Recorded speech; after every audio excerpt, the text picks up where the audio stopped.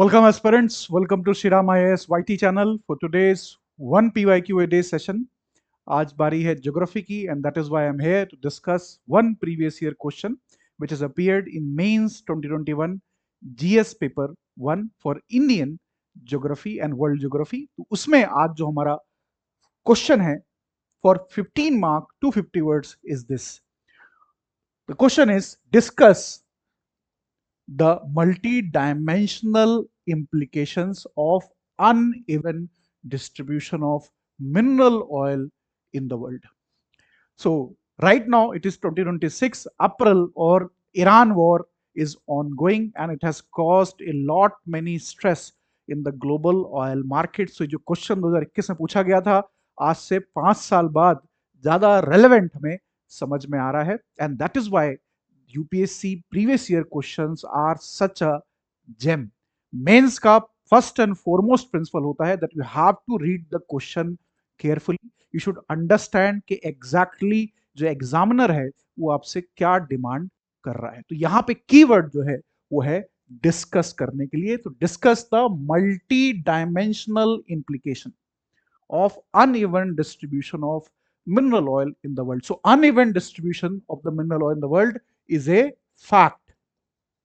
ये एक फैक्ट है हमारे सामने जो कि क्वेश्चन में रखा गया है. मल्टी डायमेंशनल इंप्लीकेशंस की बात हो रही है कि ये जो अनइवन डिस्ट्रीब्यूशन है जो फैक्ट है इसके क्या क्या economic political geopolitical apart from that social environmental क्या इंप्लीकेशंस हो सकते हैं उसको हमें डिस्कस करना है. That is the core the key of the question.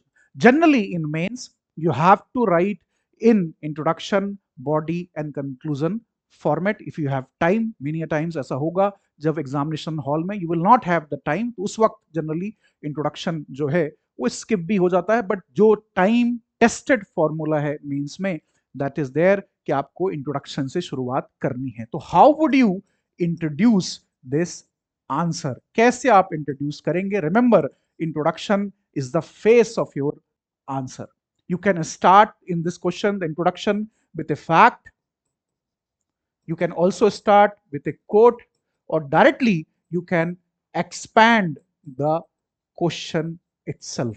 उसको आप expand भी थोड़ा कर सकते हैं उसके बारे में चर्चा कर सकते हैं या फिर आप कोई quote लिख सकते हैं यहाँ पे which is relevant to this debate और या फिर आप facts के साथ आंसर की शुरुआत कर सकते हैं. तो we will start with fact.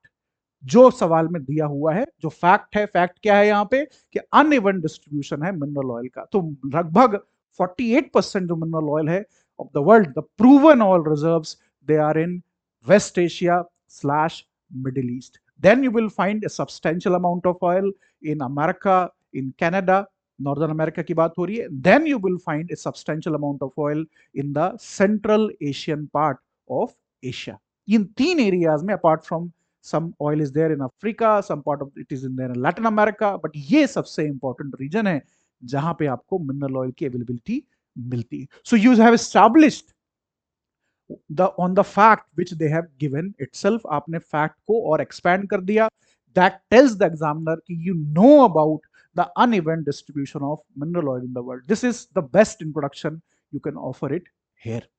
उसके बाद हम बात करेंगे की बॉडी की जो की है इंप्लीकेशंस की. That is the juice the meat of your answer. तो इंप्लीकेशंस में जब हम बात करेंगे you can start with any of the implication you can think of. सबसे पहला इंप्लीकेशन यहां I will start with economic. तो इकोनॉमिक इंप्लीकेशन इस अनइवन डिस्ट्रीब्यूशन के बहुत ज्यादा है.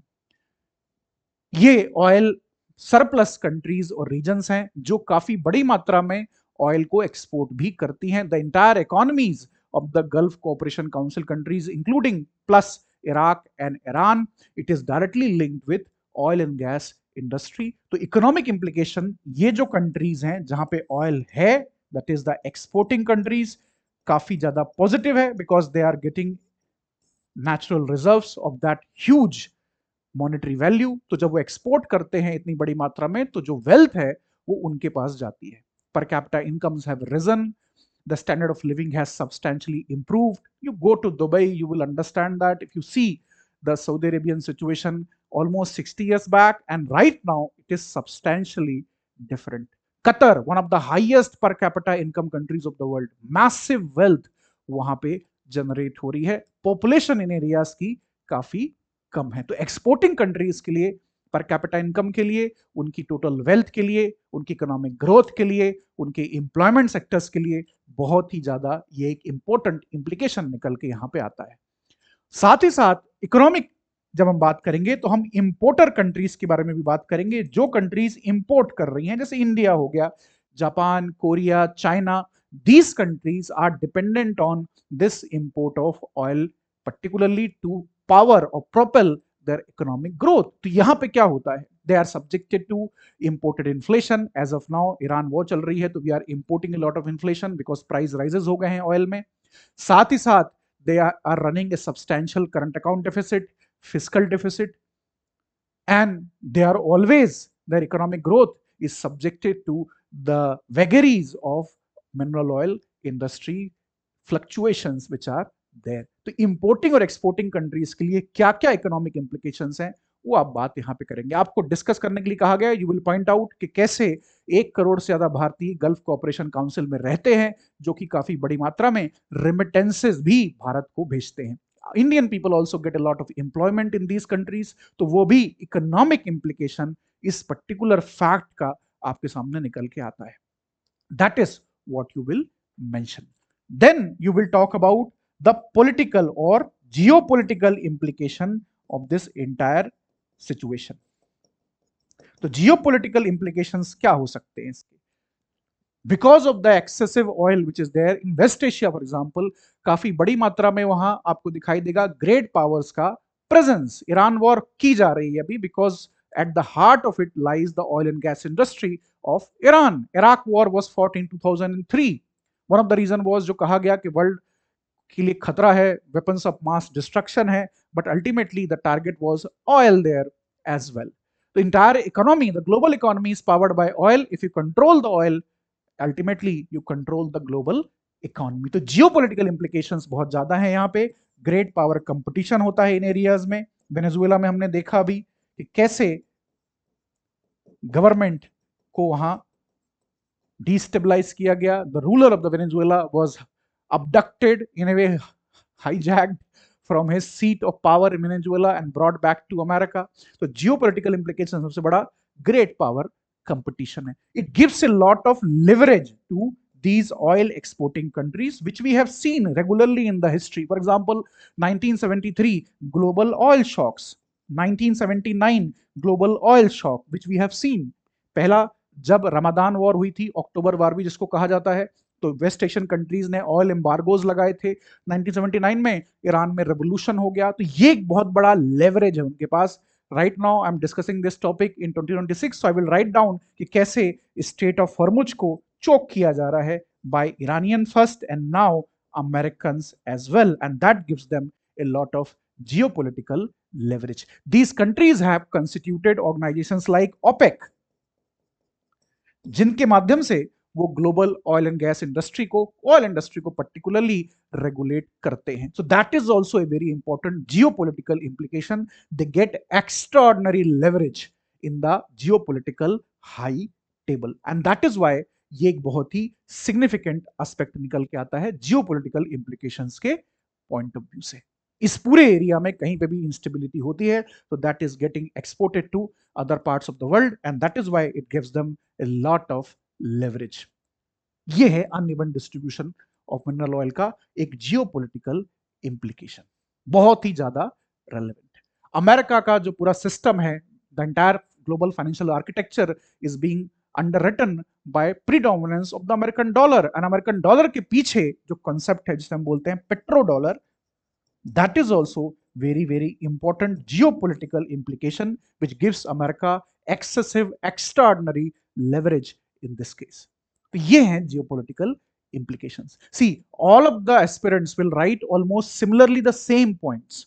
Most of the time, if they get it right, they will write similarly the same point. What will make your answer more imaginative, more structured, more organized, more contemporary, more relevant is your answers में जो आप substantiate कर रहे हो उन points को, जो examples लिख रहे हो. So you will have to take a long arc of history as well here, and you will write Accordingly, examiner will know that you have understood the topic completely and you are knowledgeable. You know how to present the fact and data in a structured, organized manner, which is there subjected to the time limit. तो that is also very very crucial. फिर हम बात करेंगे environmental implication की, जो कि बहुत ही relevant है यहां पे इन एरियाज में जहां पे ये माइनिंग होती है, ड्रिलिंग होती है ऑयल की, वहां पॉसिबिलिटी होती है ऑयल स्पिल्स की, बहुत ज्यादा ग्रीन हाउस गैसेस एमिशंस होते हैं and they are also dependent on the oil revenue, जिसकी वजह से दे गो फॉर और investment and they go for और more and more drilling and that contaminate the surrounding areas as well. Air pollution, water pollution, soil pollution, बहुत ज्यादा इस तरह के pollution के implications आपको यहाँ पे दिखाई देंगे. Environmental जो reason है, oil industries, yes, relatively it is cheaper, but it is very dirtier as well. So that is also very very significant. If you want to build upon the topics, अगर आपके पास time है examination hall के अंदर, remember always with in time limit, with in word limit, 250 words में ही answer लिखना है, word limit को breach नहीं करना है. एक बहुत ही फंडामेंटल रूल है which most of the people miss. Always write that there is a reason कि उन्होंने 250 वर्ड्स यहां पे लिखा हुआ है. You can, if you have time, if you want to write shorthand format, तो आप यहाँ पे इकोनॉमिक में इंपोर्टिंग कंट्रीज और एक्सपोर्टिंग कंट्रीज में कुछ पॉइंट्स और ऐड कर सकते हैं. जैसे एक्सपोर्टिंग में आप कह सकते हैं कि यहाँ पे जिसे हम कहते हैं रिसोर्स क्रंच, रिसोर्स कर्स, ये कर्स भी है इन कंट्रीज के ऊपर. They are heavily dependent on oil and gas and right now world is moving towards electric vehicles, electrifications, renewable energy, hydrogen cell, battery storage, जिसकी वजह से इनको काफी नुकसान भी है because they do not invest substantial amount of money in research and development, in innovation. तो इसकी वजह से इश्यूज होते हैं जो कि हमने दुनिया भर की इस तरह की देशों में ऑलरेडी देखे हुए हैं. That is also very important aspect. तो इन्वायरमेंटल जो रीजंस हैं उसको भी आप मेंशन करेंगे. बात करेंगे पेरिस क्लाइमेट अकॉर्ड की, वहां मेंशन कर देंगे ग्लोबल जो एवरेज मीन टेम्परेचर है it is rising and because of ये इंप्लीकेशन जो है ये आपको विजिबल यहाँ पे होता हुआ दिखाई देता है. And then you will talk about the social implications as well. इसके सोशल इंप्लीकेशंस भी होते हैं.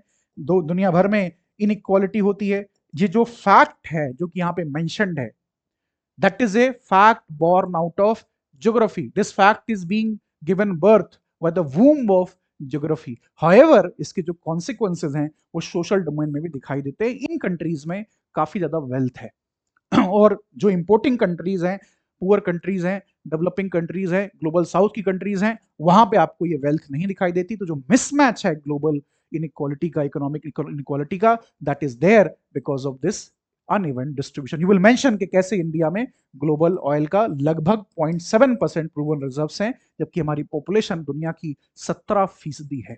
इसकी वजह से भी इंडिया में बहुत सारे इकोनॉमिक इश्यूज हैं. If we had massive oil and gas reserves, who knows, our per capita income would have also been shot up many times in last few decades. लेकिन ऐसा नहीं है. That creates a lot of vulnerability to us as well. तो 250 words के answer में generally आपको 2 page लिखने होते हैं. There are 2.5 pages available in the mains answer sheet. Generally you should prefer कि within 2 pages you should conclude everything which is written there. जो भी आपको लिखना है उसमें ही कंक्लूड कर देना है. टेक्नोलॉजिकल इंप्लीकेशंस की भी हम बात कर सकते हैं यहाँ पे. कैसे because of this uneven distribution American जो रिजर्व्स थे उनसे जो एक्सप्लोरेशन हो रहा था वो स्टैग्नेट हो गया था 1970 के बाद से सन 2010 तक. उसके बाद शेल गैस टेक्नोलॉजी अमेरिकन ने इन्वेंट की. तो ये जो डिपेंडेंस है, जो अनइवन डिस्ट्रीब्यूशन है, इसकी वजह से भी अमेरिका में काफी सालों से इनोवेशन इस डोमेन में चल रहा था कि कैसे शेल गैस को हम एक्सट्रैक्ट करें विथ हाइड्रोलिक जो टेक्नोलॉजी होती है उसके माध्यम से. हाइड्रोलिक फ्रैक्चरिंग उसको कहा जाता है, हॉरिजॉन्टल माइनिंग उसको कहा जाता है. उन टेक्नोलॉजीज में भी ये जो आपको दिखाई दे रहा है एग्जांपल, ये दिखाई दे रहा है. Then you can talk about कि कैसे दुनिया भर की जो इंपोर्टिंग कंट्रीज हैं, चाइना, इंडिया जैसी, they are going heavily for electrification. Indian Railways is roughly 99% electrified. Chinese are investing heavily in solar, wind, renewable, battery storage technologies. Their transport fleet is getting electrified very faster. तो India में भी ये काम हो रहा है. EV इसको promote किया जा रहा है. ये सारे टेक्नोलॉजिकल जो ब्रेक थ्रूज आ रहे हैं ये इसलिए आ रहे हैं कि एनर्जी सिक्योरिटी को मेंटेन किया जाए इन देशों के अंदर. You can write about energy security in entirety in a separate point as well कि इन देशों की एनर्जी सिक्योरिटी बहुत ही क्रूशल हो जाती है और हमारे लिए दुनिया जैसे देश है India, Korea, Japan, petroleum reserves बनाने पड़ते हैं काफी बड़ी मात्रा में, अल्टरनेट एनर्जीज का आपको यूज करना होता है। You are dependent on coal also, India and China they burn a lot of coal, इसकी वजह से ऐसा होता है। So we are going for energy security and that is because this is very crucial for us. America generates a lot of oil and gas for themselves and they also export, but countries like India, Japan, we cannot do that because we don't have it, इस fact की वजह से। तो ये सारे factors आपके सामने यहां पे निकल के आएंगे। By the time you are done with all these implications with examples, you are hardly you have left 3 or 5 lines, तो उसमें आपको कंक्लूड कर देना है, लास्ट में कंक्लूजन लिखना है। लेकिन कंक्लूजन कभी भी समरी नहीं होता। Many of you make this mistake कि you write about conclusion in a summarized format, do not do that. आपको कंक्लूजन जो है थोड़ा सोल्यूशन ओरिएंटेड, फ्यूचर ओरिएंटेड और एक कंक्लूडिंग पैरा होना चाहिए, वो जो पूरे आंसर को कंक्लूड कर दे। तो आप इंडिया का एग्जांपल यहाँ पे लिखेंगे कि कैसे इंडिया एनर्जी डाइवर्सिफिकेशन कर रहा है, ऑयल एंड गैस का एक्सप्लोरेशन कर रहा है, अंडमान निकोबार में एक्सप्लोरेशन चल रहे हैं, रिन्यूएबल्स की तरफ पुश कर रहा है, साथ ही साथ बैटरी स्टोरेज टेक्नोलॉजीज को आगे लेके आ रहा है। ये सारे जो रीजंस हैं, यू विल राइट कि renewable energy, non fossil sources of power like nuclear and energy efficiency, they are at the heart of structured energy independence, which is not only necessary but which is mandatory for countries of the global south to remain economically vibrant in 21st century। इस तरीके से आप इसको conclude कर देंगे। That is how you will write the conclusion. Fact जो आपके सामने है उससे हमने शुरुआत की, जो कोर था उसको एड्रेस किया और कंक्लूड इंडियन कंटेक्स्ट में हमने इस आंसर को कर दिया। तो कंप्लीट आंसर इसमें बन गया आपका, और बहुत ही ऑर्गेनाइज और स्ट्रक्चर्ड और नीट क्लीन वे में इस आंसर को जो आप लिखेंगे, सारे अच्छे एग्जाम्पल साइट करेंगे जो भी पॉइंट्स आपने दिए हैं, तो examiner will know that you understand the topic very well, comprehensively you know about it, and he और she will give you the maximum marks which is awarded for this answer. That is how you write mains previous year questions। जब आप practice करोगे तो इन चीजों को ध्यान में रखते हुए प्रैक्टिस करनी। If you are preparing for this year's prelims, तो अभी बहुत जल्द श्री राम आईएएस के अंदर एक अनुभूति थर्ड टेस्ट भी होने जा रहा है। It's a mock test and the previous 2 tests had seen a lot of participation, so definitely you should go and try it because that is almost at the level of the UPSC. It will give U a lot of insights कि आपसे गलतियां कहाँ हो रही हैं, कहाँ नहीं हो रही, कहाँ पे आपको रिवीजन की ज्यादा रिक्वायरमेंट है, and that will be very very useful in next months prelims which is going to happen on 5th of May 2026। That's all for this particular topic. We will meet again. Till then, you can contact me, join me on my Telegram channel as well. I take regularly the Hindu newspaper analysis classes also in the morning 7:30. So if you are concerned about Hindu newspaper, if you want to understand it better, you can watch me there as well. Thank you.